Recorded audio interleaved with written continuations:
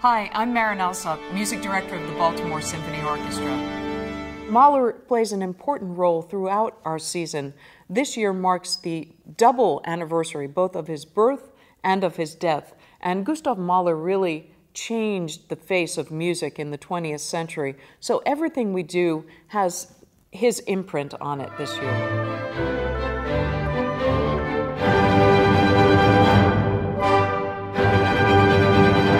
The opening work is by American composer Samuel Barber. He wrote music that was romantic, that was sentimental, that had beautiful melody at a time when music was becoming very angular and really devoid of emotion on some level. This is a piece about him speaking to us about the music. He calls it Essay Number 2 for Orchestra. But Barber is a composer who's able to take a small amount of material, I almost think of it as a little cell, and then develop it into an entire entity with meaning, with trajectory, with architecture, and especially with emotion. Prokofiev is really bucking the establishment. He's writing the music he wants to write, even though while he was in the Soviet Union, some of his music was censored, but he still expresses a social consciousness about the Soviet Union. And this is a piece that really pushes the envelope of the concerto form.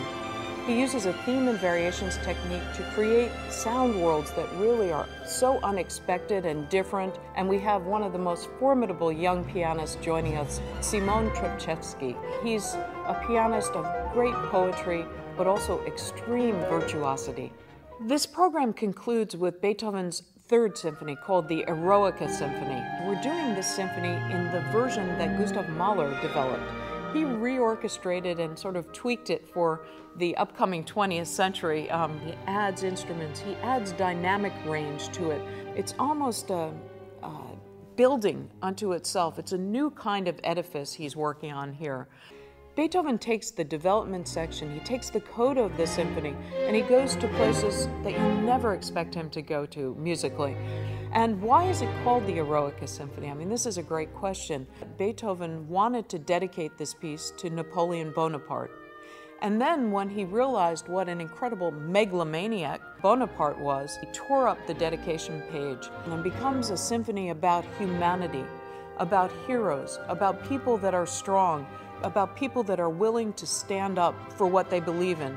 You know, we have the greatest symphonist of all time, Beethoven, and we have him portrayed by the next greatest symphonist to come, Gustav Mahler.